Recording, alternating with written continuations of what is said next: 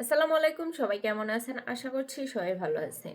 দেশের মধ্যে এখন অনেক কিছুই ঘটে যাইতেছে, অনেক কিছুই ঘটতেছে এবং ঘটবে ভবিষ্যতে। কিন্তু আমরা দেশটা কিন্তু একজনের নজর দিয়ে দেখতে পারি না।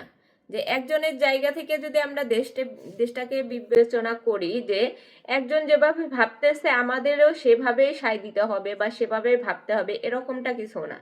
কারণ এক একজনের ভাবনা এক এক রকম, এক একজনের দেশপ্রেম এক এক রকম। এখন আপনি চাইতেছেন দেশটা এভাবে চলুক, হয়তো সেভাবে নাও চলতে পারে। তাই আপনার চিন্তা ভাবনা দিয়ে কিন্তু দেশ চলবে না। আপনাকে চিন্তা করতে হবে যে দেশের মানুষ কি চাইতেছে বা দেশের মানুষ কিভাবে ভাবতেছে, বেশিরভাগ মানুষ কোন দিকে যাইতে চাইতেছে, সেই চিন্তা ভাবনাটাকে আপনাকে দেখতে হবে এবং সেই চিন্তা ভাবনা অনুযায়ী দেশটাকে সেইভাবে পরিচালনা করার জন্য চেষ্টা করতে হবে।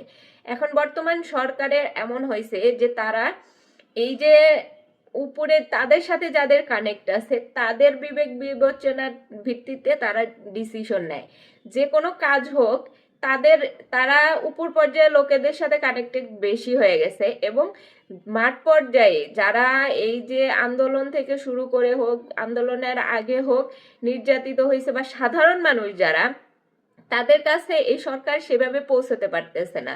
কারণ রাজনৈতিকভাবে এই সরকার এমনভাবে ঘিরে আছে যে রাজনৈতিক দলের কথা শুনে শুনে তারা দেশটাকে মানে চারদিক থেকে তারা ঠিক করার চেষ্টা করতেছে, কিন্তু পারবে না। কারণ আপনি যদি সাধারণ মানুষের পালসটা না ধরতে পারেন, সাধারণ মানুষের কথাগুলো যদি না বুঝতে পারেন, আপনি রাজনৈতিক ব্যক্তিত্বদের কথা শুনে সেই অনুযায়ী কাজ করতে থাকেন, তাহলে আপনার জায়গায় আপনি ক্লিয়ার হবেন না। আপনার জায়গায় আপনি যে কাজই করেন না কেন, সাধারণ মানুষ সেটাকে নেগেটিভ, সেটার মধ্যে নেগেটিভ বেরই করবে। তো আপনার উচিত যে মানুষ যে কাজই করেন না কেন সাধারণ মানুষের মতামত নিয়ে, আসলে সাধারণ মানুষ কি চাইতেছে, সাধারণ জনগণ কি চাইতেছে, তাদের কি চাওয়া সেইটা পূরণ করা। এই যে কর বৃদ্ধি করা হলো এবং এই যে করের বোঝাটা সাধারণ মানুষের ঘাড়ে গিয়ে পড়লো, হয়তো সরকারের আশেপাশে যে লোকগুলো আছে তারা হয়তো পরামর্শ দিছে যে দেশের যে অবস্থা, সেই অবস্থায় যদি কর বাড়ানো যায় তাহলে হয়তো দেশের মধ্যে এই অর্থনৈতিক যে সেটা চাপটা কমে আসবে। অর্থনৈতিক চাপ কমানোর জন্য যে এই যে সাধারণ জনগণের উপর যে করের বোঝাটা চাপিয়ে দেওয়া হলো, এই বোঝাটা কিন্তু সাধারণ মানুষ সবাই নিতে পারতেছে না। কারণ সাধারণ মানুষ এখনো দেশের মধ্যে আগের যে পরিস্থিতি ছিল সেই পরিস্থিতি দেখতেছে।